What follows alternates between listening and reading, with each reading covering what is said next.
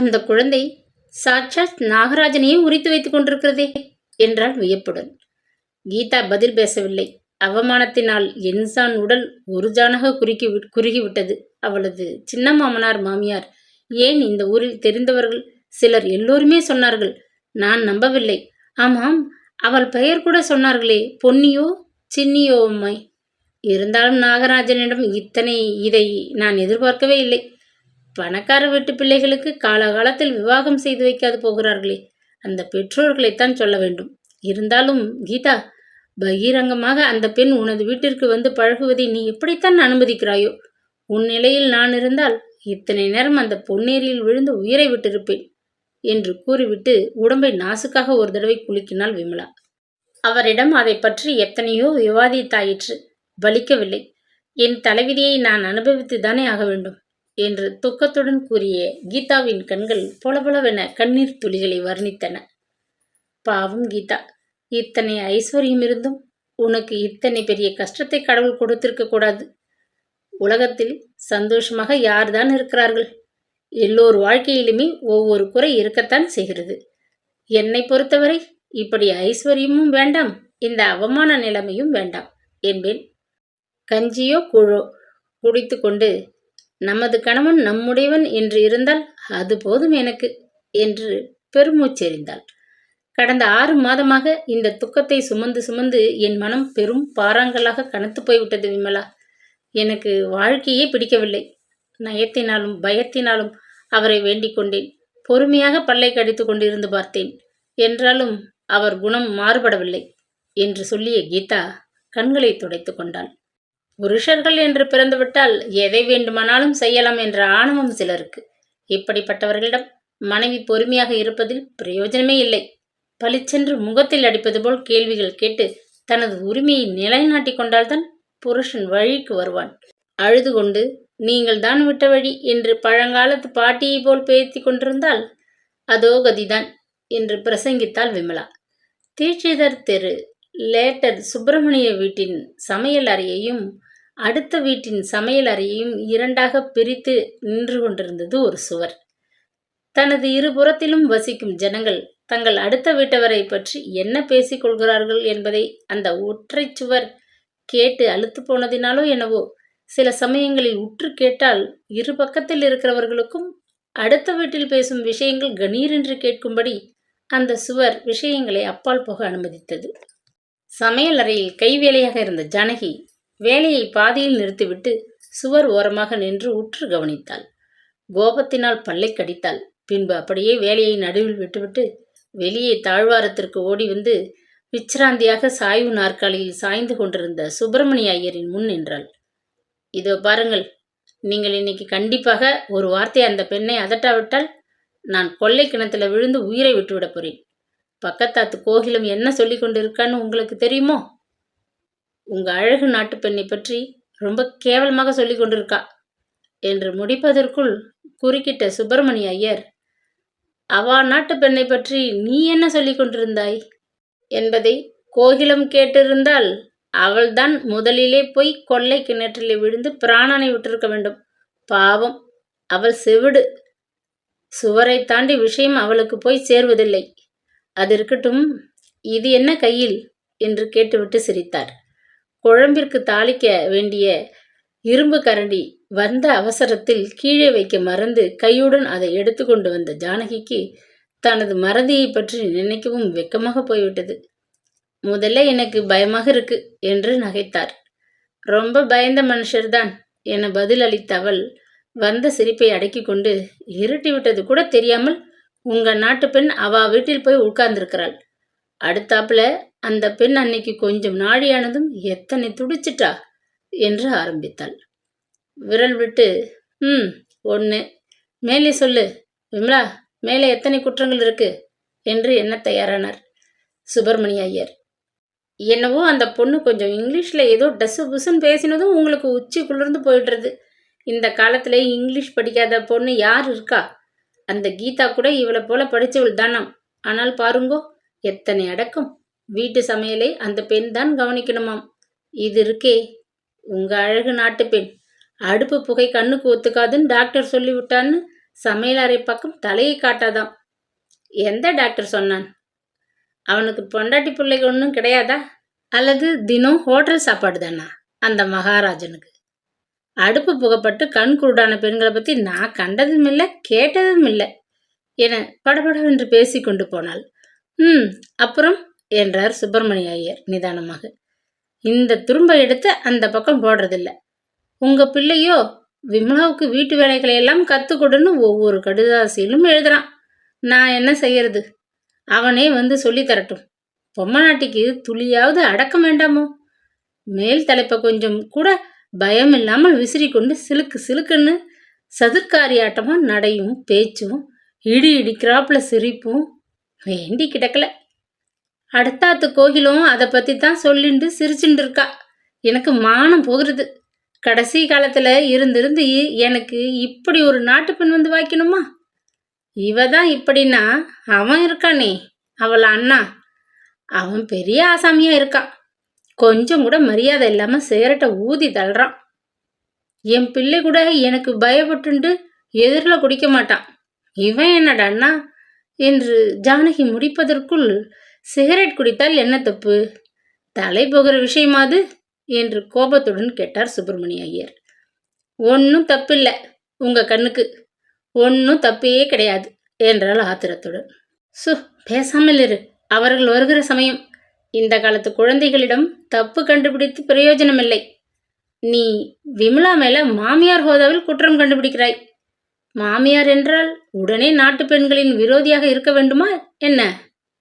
விமலாவை உன் சொந்த பெண் போல் நினைத்து கொண்டால் உன் மனது அவளை பற்றி இப்படியெல்லாம் எண்ணாது. விமலா எத்தனை புத்திசாலி, அவள் தமையன் சிவராமன் எத்தனை சாமர்த்தியக்காரன் என்பது எனக்கு தான் தெரியும். ஏதோ குழந்தைகளை நம்மிடம் இருக்கும்படி பிள்ளை சொல்லி இருக்கிறான். நமது கௌரவத்தை காப்பாற்றிக் கொள்வதற்காகவாவது நீ விமலாவிடம் கோபம் கொள்ளக்கூடாது. சிவராமன் உதவி எனக்கு இது சமயம் ரொம்ப தேவை. அவனை நம்பிக்கொண்டு நான் எத்தனையோ காரியங்கள் செய்ய உத்தேசித்திருக்கிறேன். அதையெல்லாம் கெடுத்து விடுவது போல உன் மூஞ்சியை காட்டி விடாதே அந்த பையனிடம் என்று எச்சரித்தார் ஐயர். இதுகள் எக்கேடு கெட்டுப்போனால் எனக்கென்ன என்று கோபத்துடன் மொழிந்துவிட்டு ஜானகி உள்ளே சென்றாள். அது சமயம் வீட்டிற்குள் நுழைந்த விமலா, அப்பா என்று அருமையுடன் அழைத்து கொண்டு வந்தாள். தாழ்வாரத்தில் உட்கார்ந்து கொண்டாள். நான் சீக்கிரமே வீடு திரும்பணும் என்று துடித்தேன். கீதா விடமாட்டேன்னு சண்டி பண்ணினாள். எங்கே அம்மா உள்ளே இருக்கிறாரா? அவருக்கும் விஷயத்தை சொல்லாவிட்டால் எனக்கு சொன்னா போலவே இருக்காது என்று உற்சாகத்துடன் இறைந்து பேசினாள். ஜானகி, இங்கே வா, சமையல் உள்ள சதா வேலை. உன் நாட்டு பெண் ஏதோ புது விஷயம் சொல்லி கொண்டிருந்திருக்கிறாள் என்று உரத்த குரலில் கணவர் கூப்பிடுவதை கேட்ட ஜானகி முணுமுணுத்து கொண்டே வெளியில் வந்தாள். அம்மா, விஷயத்தை கேட்டதும் நான் இன்னைக்கு அப்படியே ஸ்தம்பித்து விட்டேன்.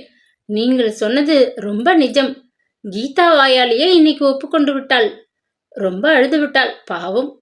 அவளை சமாதானப்படுத்தி விட்டு வரத்தான் இத்தனை நாள் என்று சுவாரஸ்யமாக பேசினாள். வம்பு என்றால் ஜானகிக்கு அல்வா சாப்பிடுவதை போல. விமலா மீது இருந்த கோபத்தை எல்லாம் மறந்து ஆனந்தத்துடன் அப்படியா என்று கேட்டுக்கொண்டு அங்கேயே உட்கார்ந்தாள். இதற்குள் வாயிலில் கிரென்று உருமல் சத்தம் கேட்டது. சிவராமன் வந்துவிட்டான் போலிருக்கிறது என்று சந்தோஷத்துடன் கூவிய ஐயர் தமது இருப்பிடத்தில் நின்றும் ஒரு தடவை எழுந்து திரும்ப உட்கார்ந்து கொண்டார்.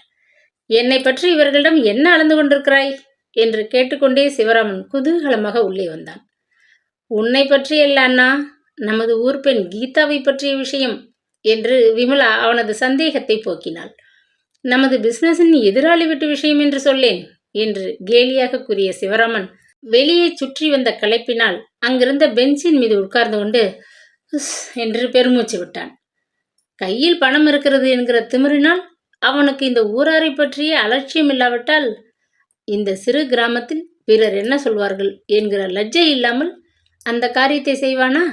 பணம் இருந்தென்ன, பதவி இருந்தென்ன?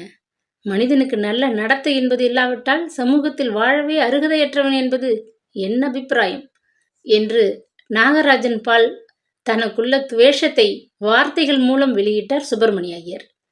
விஷயத்தை கேட்ட சிவராமன், இருந்த போதிலும் இந்த நாகராஜன் இத்தனை அயோக்கியன் என்று நான் நினைக்கவே இல்லை. மிகவும் கர்வம் பிடித்தவன் என்று மட்டும்தான் அவனை பற்றி நினைத்தேன். பாவம் கீதா, இவனை கல்யாணம் செய்து கொண்டது பற்றி வருத்தப்பட்டு கொண்டிருப்பாள் என்று இரக்கத்துடன் பதிலளித்தான். பாவம் என்று அவளுக்கு என்ன நாம் வருந்த வேண்டிய கிடக்கிறது? அவள் கர்வத்திற்கும் இதுதான் தகுந்த வீழ்ச்சி. அப்பப்பா, இந்த வரனை பிடித்து விட்டதற்கு அவள் வீட்டவர்கள் செய்த அட்டகாசம் கொஞ்சமா நெஞ்சமா? எனக்கு இப்பொழுது அந்த செல்லம்மாள் மாமியை போய் பார்த்து விட்டு வர வேண்டும் போல் இருக்கிறது. மாப்பிள்ளையின் சங்கதி தெரிந்தால் மாமி பிரத்தியார் முகத்தில் எப்படிதான் விழிப்பாரோ தெரியவில்லை. கண்ணீர் விட்டு என்னிடம் கீதா இன்று சாயங்காலம் அழுதபோது என் மனம் அவளிடம் கொஞ்சம் கூட தளர்ந்து கொடுக்கவில்லை என்றாள் ஆத்திரத்துடன் விமலா. ஆனாலும் நீ இப்படி கடின மனதுடன் பேசக்கூடாது. நாகராஜன் கயவன் என்பதை கல்யாணம் செய்து கொள்ளும் முன் அவள் கண்டாளா என்று பச்சாதாபத்துடன் மொழிந்தான் சிவராமன். பணக்கார கணவன் வேண்டும் என்று ஆசைப்பட்டால் அதற்கு உடன் இருக்கும் கஷ்டத்தையும் சுமந்துதானே ஆக வேண்டும். என்ன 1000 இருந்தாலும் புருஷனின் குணத்தை பற்றி இழிவாக வெளியே சொல்லக்கூடாது என்பது என் எண்ணம். நான் பொறாமையால் என்று சொல்லிக் கொள்ளவில்லை. நான் மட்டும் கீதாவாக இருந்தால், உயிருக்குயிரான தோழியாக இருந்தால் கூட என் கணவனின் துரோக நடத்தையை பற்றி வெளியிட மாட்டேன். என்னப்பா, நான் சொல்வது சரிதானே என்றாள் விமலா முடிவில். மிகவும் சரியான விஷயம். உன்னை போன்ற தைரியமும் பொறுமைசாலியுமான பெண்கள்தான் குடும்பத்திற்கு லாயக்கான பெண்கள். 1000 இருந்தாலும் புருஷனை பற்றி பிறரிடம் குறை சொல்வது பெண் குலத்திற்கே இழிவுதான் என்றார் சுப்பிரமணியம். ஜானகிக்கு இதை கேட்டதும் எரிச்சல் தாங்க முடியவில்லை. தலைவலியும் காய்ச்சலும் தனக்கு வந்தால்தான் தெரியும், அவள் கஷ்டம் உங்களுக்கு என்ன தெரியும் என்று கொஞ்சம் காரமாகவே பதில் சொல்லிவிட்டு ஜானகி உள்ளே சென்று விட்டாள். அப்பா, கீதாவை பற்றிய உண்மையை பேசினால் அம்மாவுக்கு இவ்வளவு கோபம் ஏற்படுவானேன் என்று தாழ்ந்த குரலில் வினவினாள் மாட்டுப்பெண் மாமனாரிடம். அவள் கிடக்கிறாள், விஷயம் தெரியாத மக்கு. அவள் அபிப்பிராயங்களை நீ காதில் வாங்கிக் கொள்ளாதே என்று பதிலளித்த ஐயர் சிவராமன் பக்கம் திரும்பி போன விஷயம் என்ன என்று ஆரம்பித்தார். தென்னிந்தியா டிம்பர் ஒர்க்ஸ் என புதிதாக அவர்கள் நாமகரணம் செய்துள்ள தொழில் விஷயமாக வெளியே சென்றிருந்த சிவராமன் திரும்ப வந்த பொழுது மிகவும் சந்தோஷமாக தான் இருந்தான். பொன்மேட்டு எல்லையோரத்தில் பொட்டல் நிலமாக கிடந்த இடத்தை வாடகைக்கு பேசி அதை சுற்றிலும் கம்பி வேலி அமைத்து தென்னிந்தியா டிம்பர் ஒர்க்ஸ் என்று எழுதப்பட்ட பெரும் பலகையை வாசற்புறத்தில் கட்டி தொங்கவிட்டு வந்திருந்தான் அவன்.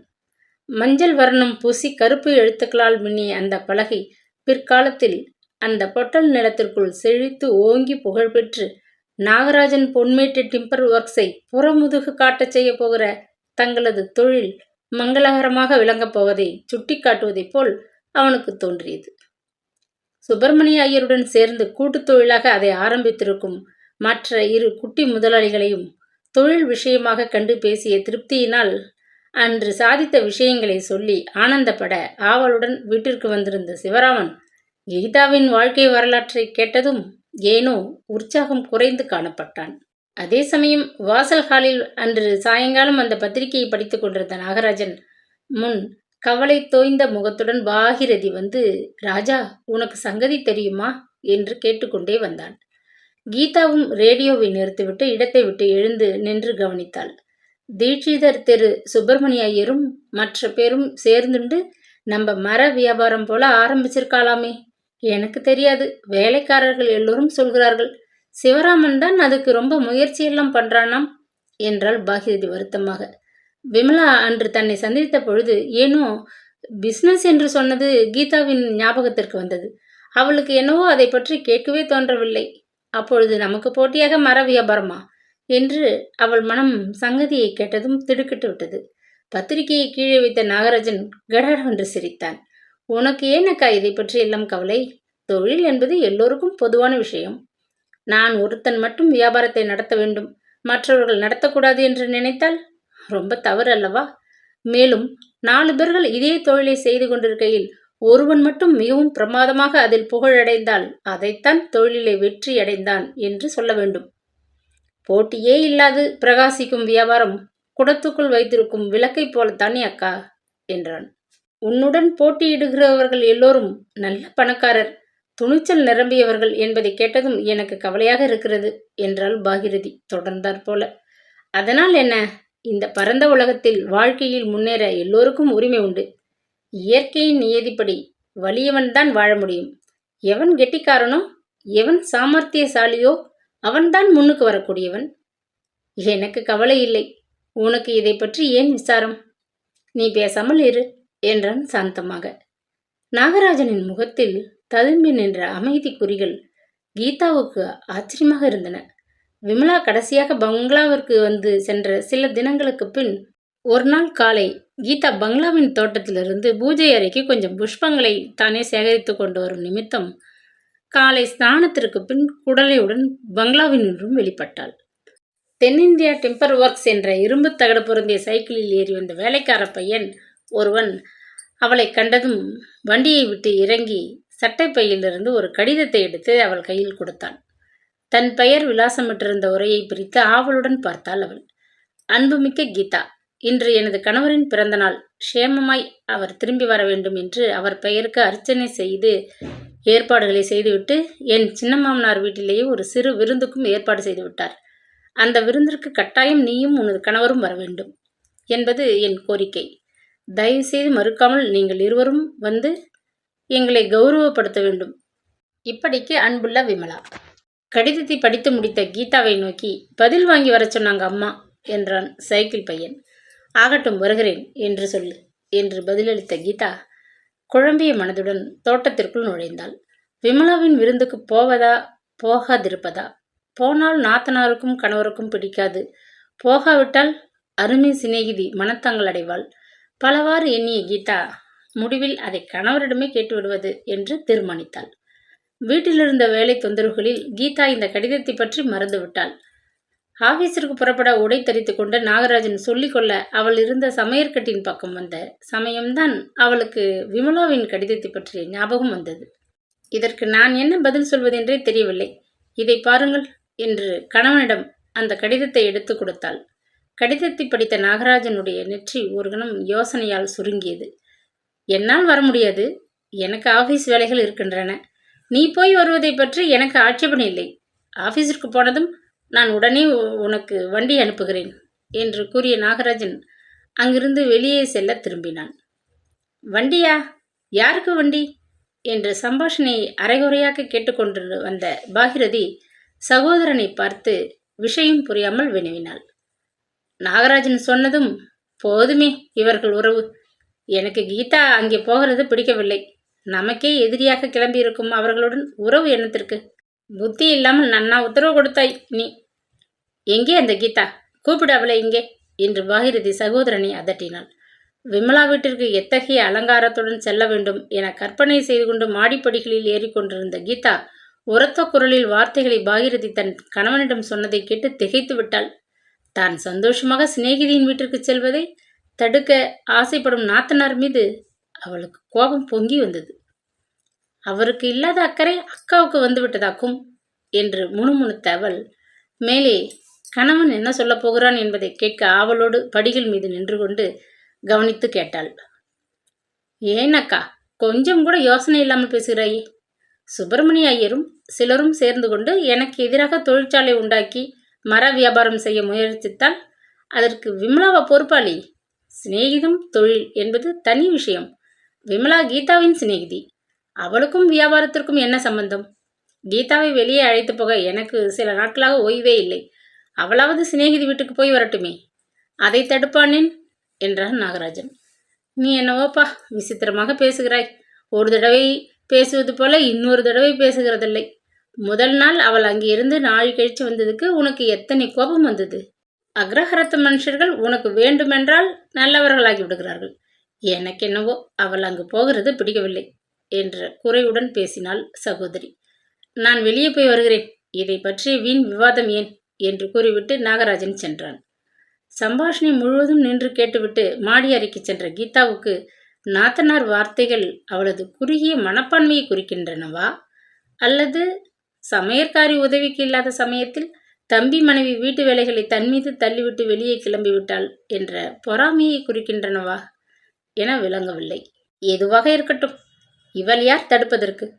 கணவன் உத்தரவு கிடைத்துவிட்டது என்று தன்னை சமாதானம் செய்து கொண்டு விமலா வீட்டு விருந்துக்கு தன்னை அக்கறையுடன் சிங்காரித்து கொள்ள ஆரம்பித்தாள்.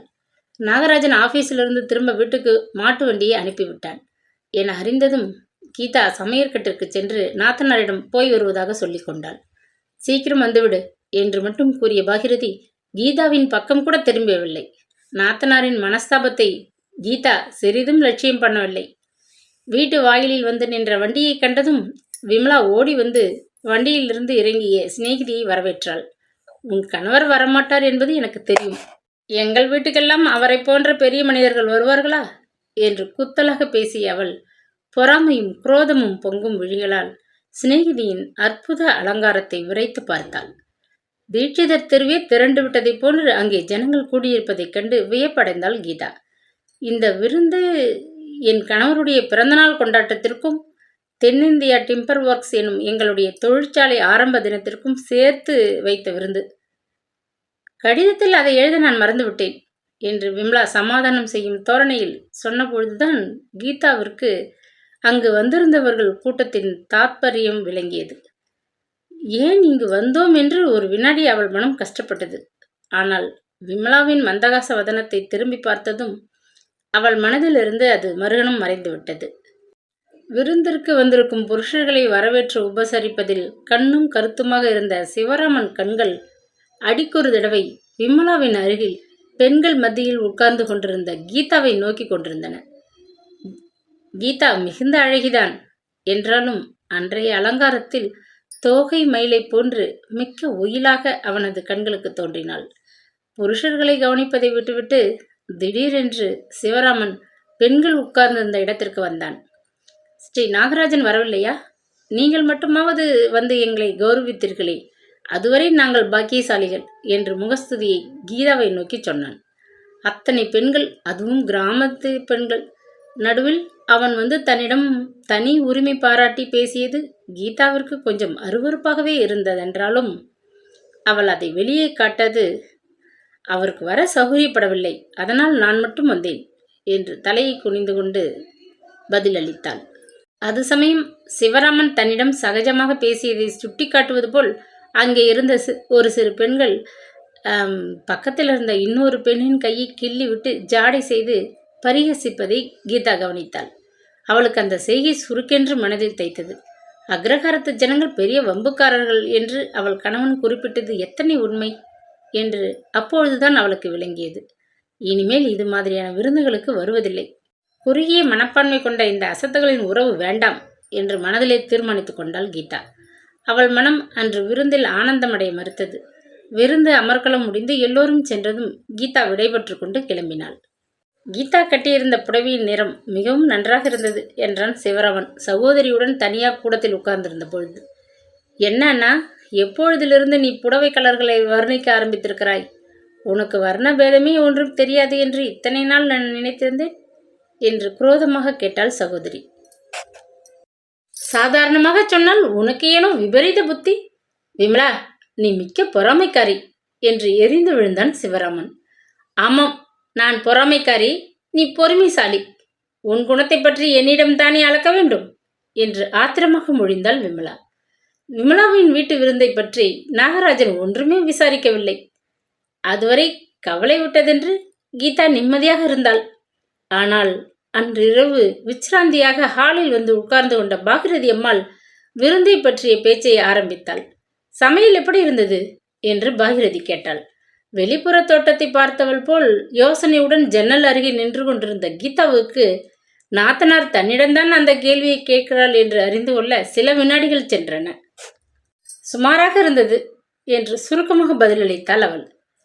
எத்தனை பேரை சாப்பாட்டிற்கு அழைத்திருந்தார்கள் என்று விடாமல் பாகிரதி மேலே கேட்டாள்.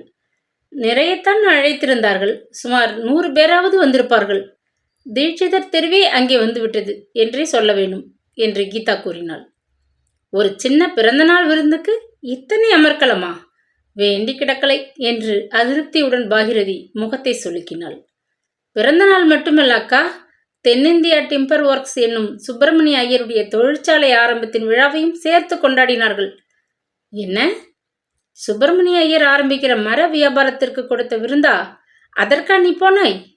அங்கு வந்திருப்பவர்கள் எல்லாருக்கும் நீதான் நாகராஜன் பொண்டாட்டின்னு தெரிந்திருக்குமே என ஆச்சரியம் தாங்காமல் பாகிரதி அம்மாள் வினவினாள். எனக்கு முதலில் அந்த விருந்தின் முழு தாத்பரியமும் தெரியாது. விமலா எழுதிய கடிதத்தில் அதை பற்றி எழுத மறந்து விட்டாளாம். போன பிறகு எப்படி திரும்பி வருகிறது, அதனால் என்று ஏதோ சொல்லி முடிப்பதற்குள் கையில் பிடித்து கொண்டிருந்த பத்திரிகையை கீழே வைத்துவிட்டு ஆமாம் அக்கா, கீதாவுக்கு அந்த விருந்தை பற்றிய விஷயமும் முதலில் தெரிய நியாயமே இல்லை. நான் கூட அந்த கடிதத்தை பார்த்தேன். அதில் அவள் சிநேகிதி தனது கணவன் பிறந்தநாள் விருந்து என்றுதான் குறிப்பிட்டிருந்தாள். நான் இன்று ஆபீஸுக்கு போன பின்புதான் சங்கதி எனக்கே தெரிந்தது. தென்னிந்தியா டிம்பர் ஒர்க்ஸின் ஆரம்ப விழாவை பற்றியும் அதை ஒட்டி சுப்பிரமணிய ஐயர் கொடுக்கும் விருந்தை பற்றியும் ஆபீஸ் மேனேஜர் என்னிடம் சொல்லிவிட்டு சிவராமன் அனுப்பியிருந்த அழைப்பு காகிதத்தையும் கொடுத்தார் என்றான் நாகராஜன் நிதானமாக. பாகிரதிக்கு தம்பி மீது ஏற்பட்ட கோபத்தில் என்னவெல்லாமோ பேச வேண்டும் என்று தோன்றியது. ஆனால் பதிலுக்கு தேவலையே, அண்ணாவும் தங்கையும், தங்கை தன் சிநேகிதியை சாப்பிட கூப்பிட்டால் அண்ணன் உன்னை விருந்து கழைத்தான். சாமர்த்தியக்காரர்கள்தான் 2 பேரும் என்றாள். இந்த சம்பாஷணை மேலே எங்கே போய் நிற்குமே என்று கீதாவுக்கு ஒருவித அச்சம் ஏற்படவே ஹால் கடிகாரத்தை ஒரு தடவை பார்த்தாள். நாழியாச்சே அக்கா, நான் போய் இலை போடட்டுமா என்று கேட்டுவிட்டு நாத்தனாரின் பதிலை எதிர்பார்க்காமல் அங்கிருந்து மெல்ல மறைந்தாள்.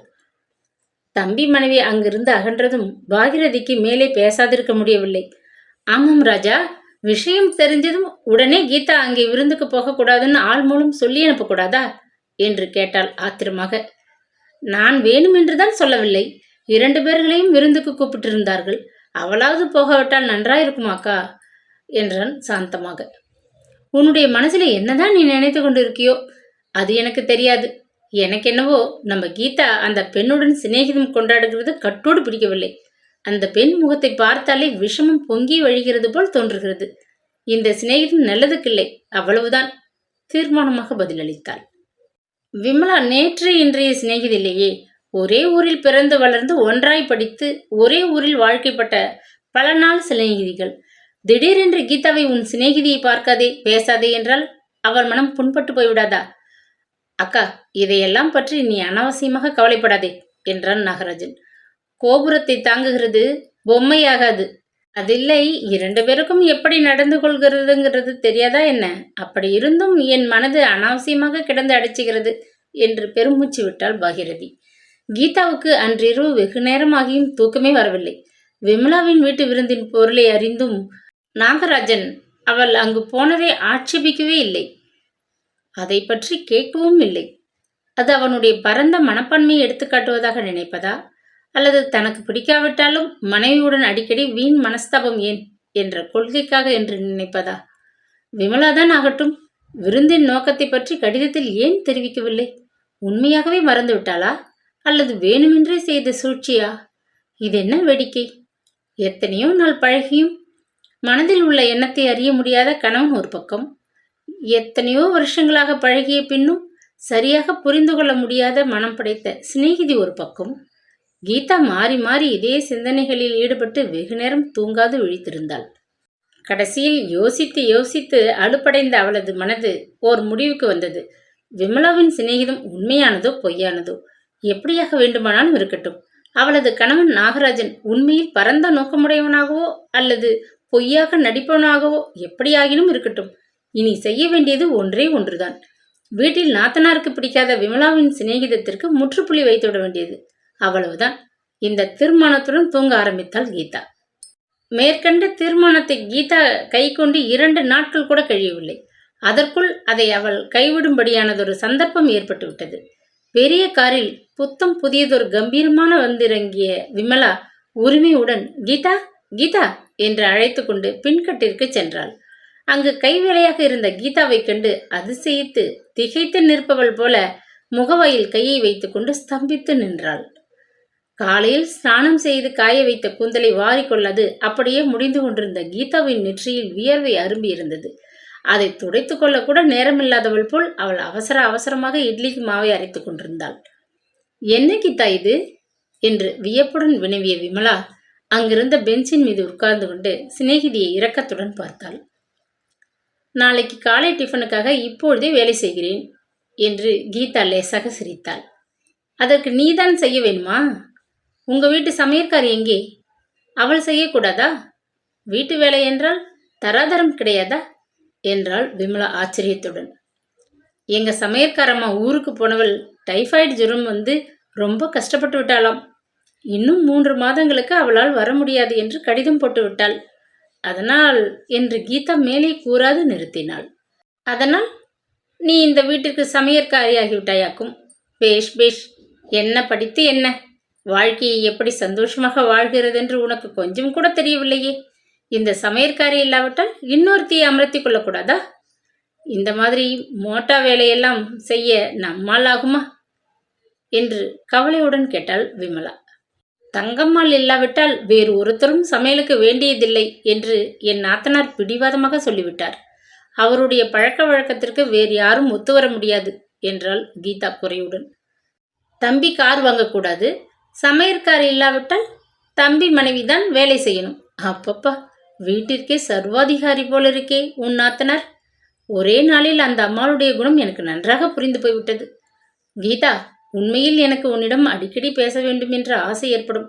ஆனால் உன் நாத்தனாரின் கடுமையான முகம் ஞாபகத்துக்கு வந்ததும் உடனே நான் என் ஆசையை அடக்கிக் கொள்வேன். பாவம், கீதாவுக்கு நம்மால் ஏன் வீண் கஷ்டம் என்றுதான் நான் அடிக்கடி இங்கே வருவதில்லை என்று கூறிவிட்டு விமலா தாழ்ந்த குரலில், ஆமாம், உன் நாத்தனார் இப்போ எங்கே என்று கேட்டாள். சமையற்கட்டில் இருக்கிறார் போல இருக்கிறது. ஏன் கேட்கிறாய்? நான் இங்கே வந்ததன் முக்கிய நோக்கம் ஒரு விஷயத்தை உனக்கு சொல்லத்தான். நான், சின்ன மாமனார், மாமியார் எல்லோரும் நேற்று ராத்திரி 8 மணி சுமாருக்கு காரில் பொன்னேரி வழியாக வந்து கொண்டிருந்தோம். ஏரியோரத்தில் ஒரு ஓட்டு வில்லை இருக்கிறது. தன்னந்தனியான இந்த வீட்டில் யார் வாழ்கிறார்கள் என்று நான் ஆச்சரியப்பட்டு திரும்பி பார்த்தேன். என் கண்களையே நம்ப முடியவில்லை. நாகராஜன் அந்த வீட்டிலிருந்து வெளிப்பட்டு வாயிலில் நிறுத்தியிருந்த மோட்டார் சைக்கிளில் வந்து ஏறி உட்கார்ந்து கொண்டார். பின்னாலேயே வெளியில் வந்த பொன்னி அவருக்கு போக விடை கொடுக்க தயங்குகிறவள் போல மிகவும் ஒய்யாரமாக திண்ணை அருகில் வந்து நின்று கொண்டாள். அந்த காட்சி ஒரே வினாடிதான் நடந்ததென்றாலும் எனக்கு அது தமிழ் காவியங்களில் வரும் சில காதல் கட்டங்களை நினைவுறுத்தியது. நீ அன்று சொன்னது கூட ஏதோ சந்தேகத்தில் சொன்ன விஷயம் என்று நினைத்தேன்.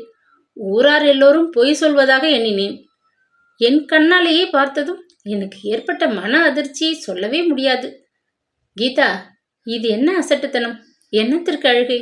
சே, அழுகிறதுனால் எல்லாம் இந்த புருஷர்களை வழிக்கு கொண்டு வந்து முடியுமா? கண்ணை துடைத்துக்கொள். உன் நாத்தனார் வந்தால் ஏதாவது நினைத்து கொள்ளப் போகிறார் என்று மூச்சு விடாமல் பேசினாள் விமலா.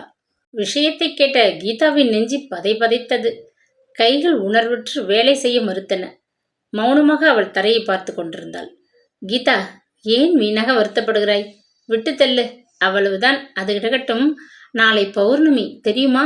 நாங்கள் எல்லோரும் நிலவிலே கொஞ்ச நேரம் வேடிக்கையாக கார் சவாரி செய்வதாக உத்தேசித்திருக்கிறோம். நீ வருகிறாயா அதற்கு என்று கேட்டாள். கார் சவாரியா? இரவிலா? நான் வர முடியாதே. அவர் ஒப்புக்கொள்ள மாட்டார். நாத்தனார் ஏதாவது சொல்வார் என்றாள். அவர் என்ன சொல்கிறது? தான் செய்கிறது முழுவதும் தப்பு. மனைவியை அடக்குவதில் குறைச்சல் இல்லை. நான் ஒன்று செய்கிறேன். நாளை சாயங்காலம் ஒரு கடிதம் எழுதி ஆபீஸ் பையனிடம் கொடுத்து அனுப்புகிறேன். அதை பார்த்துவிட்டு நீ புறப்பட்டு விடு. முடிந்தால் டிரைவரிடம் கார் கொடுத்து அனுப்புகிறேன். பிறகு திரும்பி போகும்போது ஏதாவது உன் நாத்தனாரிடம் சாக்கு சொல்லிவிட்டால் போச்சு. தலையையா இறக்கிவிடப் போகிறார்கள்? உன் அகத்துக்காரர் அநேகமாக நாளைக்கு நாழி கழித்துதான் வீட்டுக்கு வருவார் என்பது என் யூகம்.